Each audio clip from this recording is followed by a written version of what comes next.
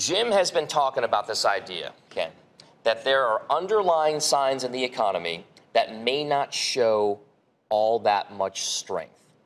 Is he right, and should we be fearful that the Fed is going to raise rates too quickly? I think that's always a smart thing to be fearful of, because bull markets end when Feds overreach.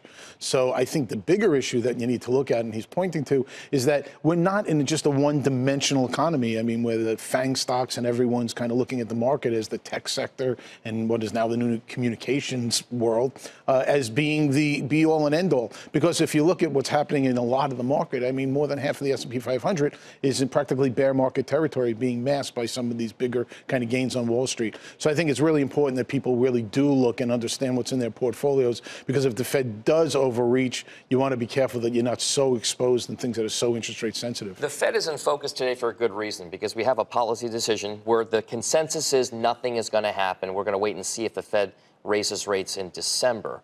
The midterm elections seemed to be a big catalyst for the markets.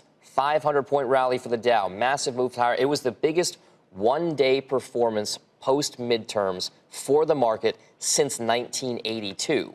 So with all of that in mind, does this mean that the recent lows that we've seen in October represent the bottom and investors can go jump right back into stocks?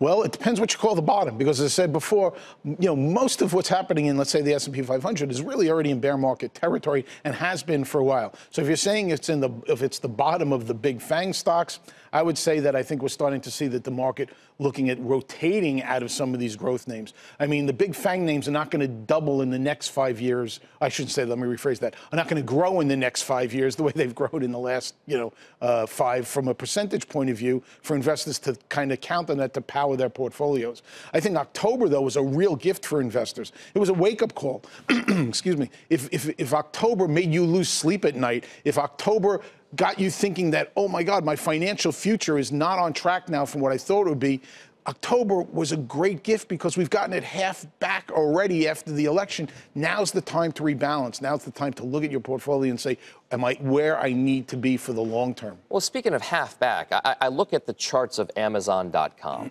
The stock had fallen, but 20-some percent, 24, 25, 26, maybe 28% on an intraday basis from its record highs to the bottoms that we've seen recently. It's now gotten 18% back. So it's gotten back just shy of half of what it lost. Does that tell you that the sentiment is still there for these FANG stocks, even though you don't think that they're worth buying, perhaps, for the growth profile over the next 5, 10 years? Well, I don't want to call Amazon a dead cat by any stretch of the imagination, but one of the first expressions I heard in the industry when I started was always beware of the dead cat bounce. I mean, if things go down strong, the pendulums have a way of always swinging. So it's kind of come back to the middle here. But I do think, as I said earlier, that it's really important for investors to really understand what's in their portfolios, because it's easy to get caught up in what the algorithms are doing and the momentum trade. And, these big, heavy liquid stocks are the things that are most traded by these algos.